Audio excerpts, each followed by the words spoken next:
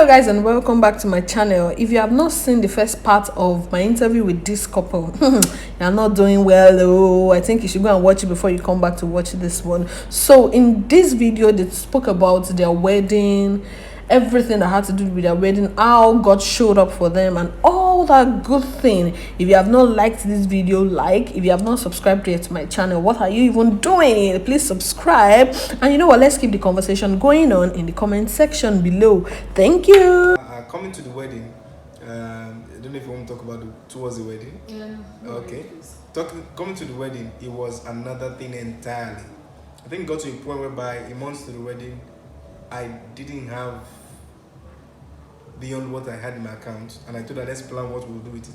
And by the time we planned, I looked at it and said, I'm finished. I said, I'm finished. I just knew, but I didn't mention it to her. In my mind, I knew that, boy, you are finished. Why? Because I had a surgery January this year. That almost cost me my life. God saw me through. After the surgery, I think 2 or 3 weeks later, my youngest son got wedded. After that, my dad had to go through. Mom had to go first. Mom had to go through surgery. After that, my dad had to go through surgery. So financially, the family was already stressed. And I also, because it's a family stuff, so everybody has to support one person or the other to do what they had to do. So it was not even a good time. So I remember then, when God was telling me, okay, it's time to go on with the wedding, pick a date, and I will honor the date. When I mentioned the month to her, I finally agreed on the date. So God told me, he said, I will sponsor the wedding. I said, okay. So when it got to that 1 month of the time, and I look at my account, I knew that I'm in trouble. So that was when I was so worried. If I was already worried, I was having chest pain. You understand? And that was very crazy. I knew that I was already coming to a point whereby I was going to have a serious health issue. And it was not good for me. So I remember then God would tell me, Daniel, go on the altar. Go and lie down. When I get there, I'll think, okay, maybe God wants me to pray about something. You say, pray, don't pray anything. You worry too much. Sleep. Sleep. Wow. 5 weeks to the wedding, it was heavy. 4 weeks to the wedding, it was like nowhere. 3 weeks to the wedding, God showed up.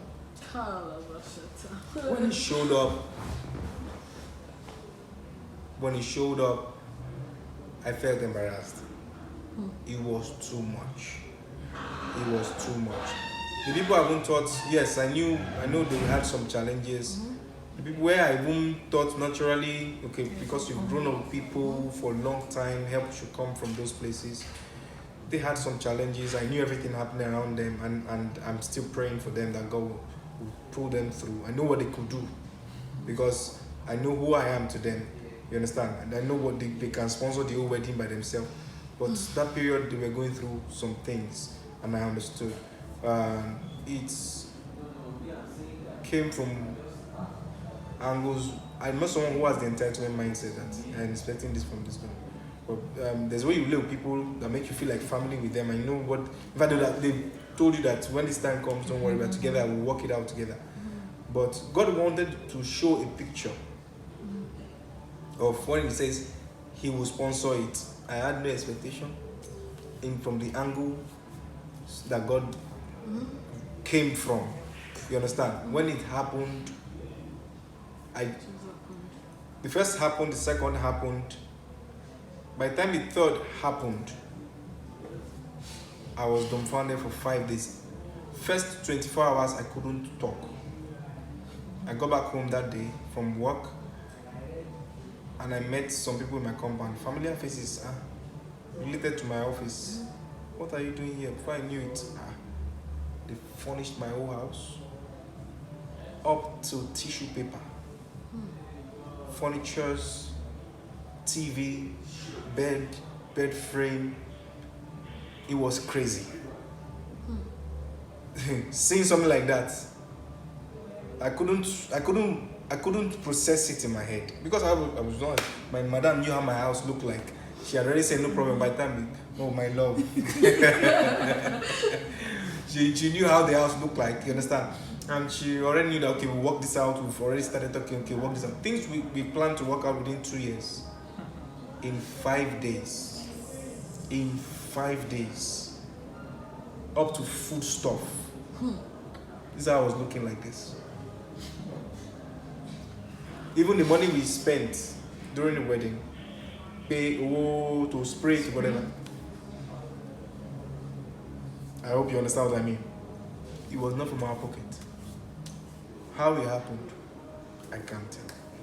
But that's because we waited. There were times that we were going to give in to the pressure, emotional pressure. We felt that emotional pressure because of distance. Sometimes when we come around, we had to talk to ourselves, we had to pray, we had to tell God, okay, God will honor you, we'll wait till that particular time and all like that. And I can remember one day, I was praying, God said, because you honor me, I'll honor you. You understand? Because you honor me, I'll honor you. And we had to.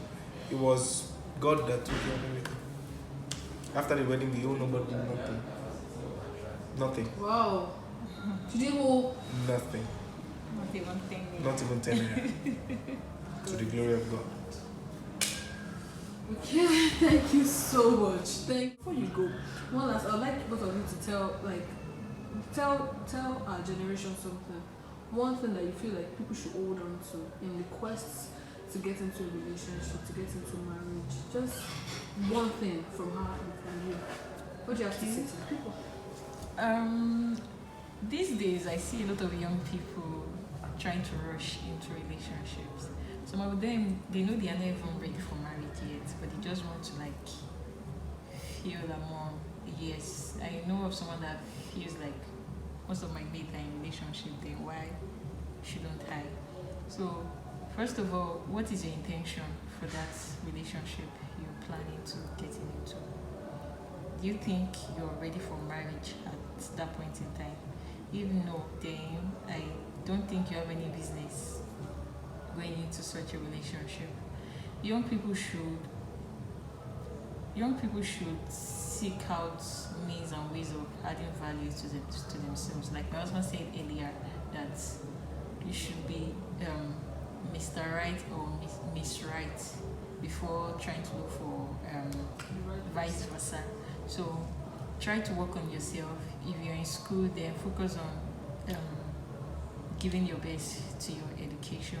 If you're out of school and you're working, then do your best to add value to wherever you're working. And if it's business, then do what you can to ensure you're making progress daily. You upgrade yourself, be the best in your field. So young people should seek to add values to themselves. Then if you are a valuable person, then definitely someone valuable will come looking for you. And God first in whatever you do.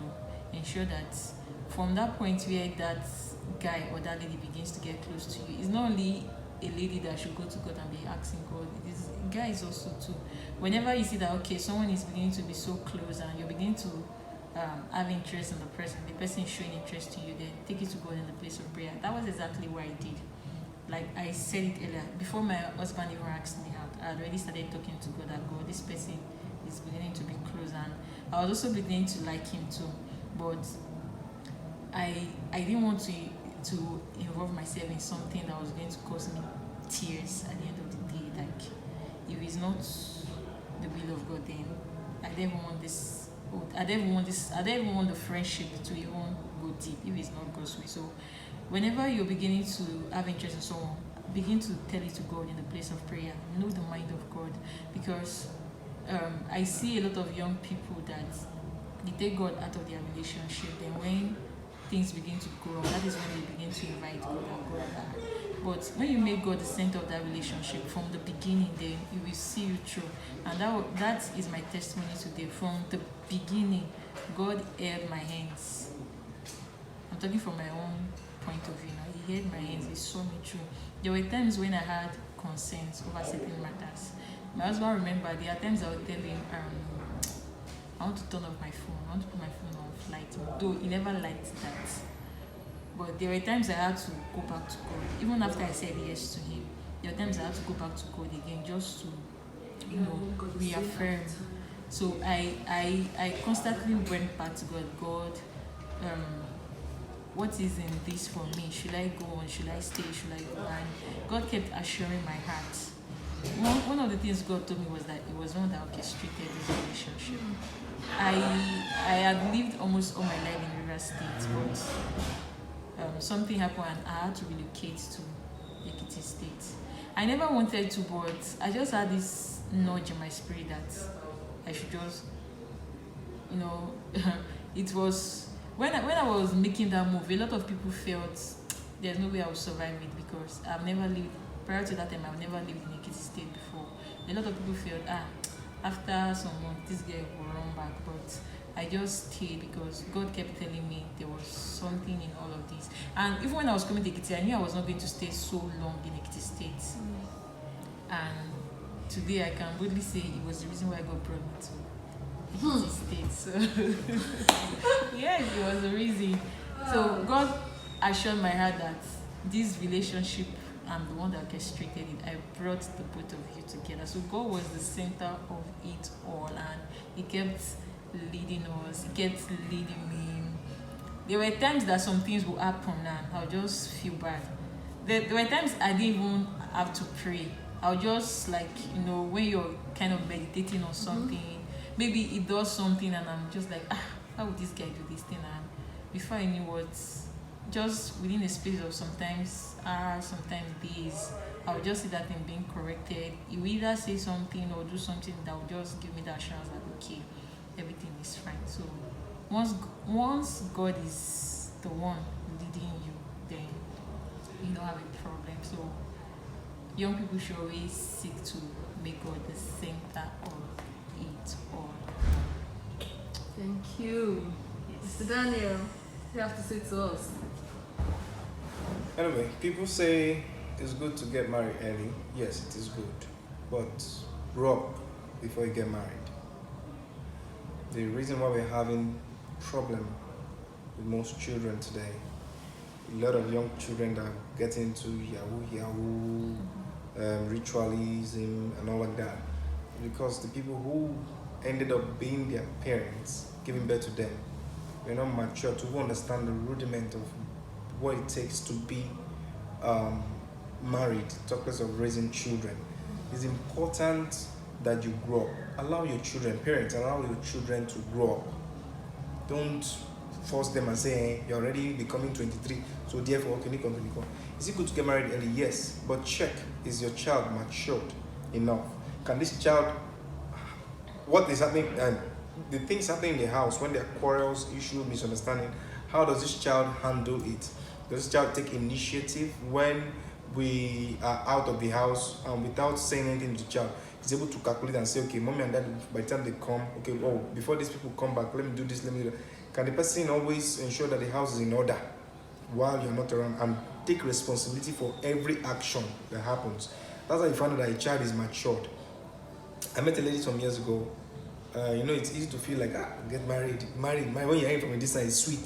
Mm-hmm. So this lady, her father happened to have been disturbing her. He was a Muslim.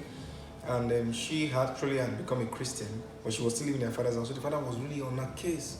So we became friends through another friend, and we became close and we were talking. And they told me something that they said, Dan, I just want to get married. If you say you will get married to me, don't worry, I will sponsor the wedding. I will sponsor the wedding and I will establish you, we will be fine. She has money. Mm-hmm. Honestly, she is big, huge. And when I heard that, as a man, when you hear that, your brain will first resent, you marry, you will sponsor which wedding. That's why responsible, I feel like you will sponsor my wedding, you will sponsor my wedding. Never, back then, that's one too. Your eye will open and like, as if you are thinking in your right sense. Mm-hmm. Some people will jump at it. And what was the lady trying to do at that moment? She's just trying to get out of her father's house. By the time she's out, the eye will be clear. You understand? If she's not matured at certain things, a child that is still feeling the parent saying, you did it, that child has not grown. I tell children, I said, if you want your parents to begin to, when I talk to teenagers especially, if you want your parents to feel that you have grown, you will know it when they stop complaining about what you do or don't do. As I start thinking about what your parents would like done before they come, do it and check and see if your parents will complain. That's how you need to grow your children to become matured. Let them be able to take initiative in the right direction. That even when someone trying to pressure them, and no, you must marry the guy, enter a relationship with the guy. He's a Yahoo guy. You all know he's a Yahoo guy. He has car. She can sit back and say, car. She not car the door. Forget that thing. You understand? We've seen so many videos online. Ladies wasted their lives on the arms of all of this. These sons, these guys that they enter a relationship with were given birth to by parents who were not matured enough to become parents. They couldn't even parent themselves. Because of parenting their children. So it's good to mature. That's the word I'll leave with you. Please don't let anybody force you into a relationship or marriage. You understand? Grow up. When you are grown up, for a man, you know there's a point you just get to. Like a friend said in Akure, he said, I just woke up one day and told my parents, said, I want to get married. He said they were shocked. Like, he said, you just wake up one morning and you know that I want to get married. Before I met her in April. In March, I called one or two of my elder brother, someone, my spiritual mother in Lagos, and we were talking, and I said, I sense that the person is close. I sense that the wedding is going to be in this next 1 year. I said, but I don't know, pray with me. When we met, it was just like that, you understand? So there are some things you will not suffer when you converse with your partner. There are some problems you will not have in relating because your partner is matured. You understand? Even when you are wrong in some things, your partner can handle it in a mature way that things will not scatter. That's the beauty of allowing your children or yourselves to mature. So by the time you get to that level, they are not struggling. And maturity is not by age, and it's also by age. There are some things you learn because you have been exposed to time on earth. You understand? There are some things you learn because you gave yourself to wanting to learn also. So you might not be as old as some people, and you're already vast in some things because you give your time and yourself to learn these things. So like she said, some things you don't want in your life, before you even make the person, start fighting yourself. See, fight yourself. If you know that you oversleep and you're always lazy, fight yourself. You know you're a guy that you just don't want to go out to work. Even when you're employed, you're always lazy at work. Fight yourself to ensure that you're a contributor in your workplace. All these habits are the things you bring back home that will furnish the fact that you are a good husband or a good wife. Then finally, if you have friends that condone you in being stupid, making silly decisions, if you really want to get married and have a peaceful home, cut them off. If this is not what we want to hear in our generation, then I don't know what it is that we want to hear. Thank you so much, guys. I appreciate Namaste. you. Thank you. All right.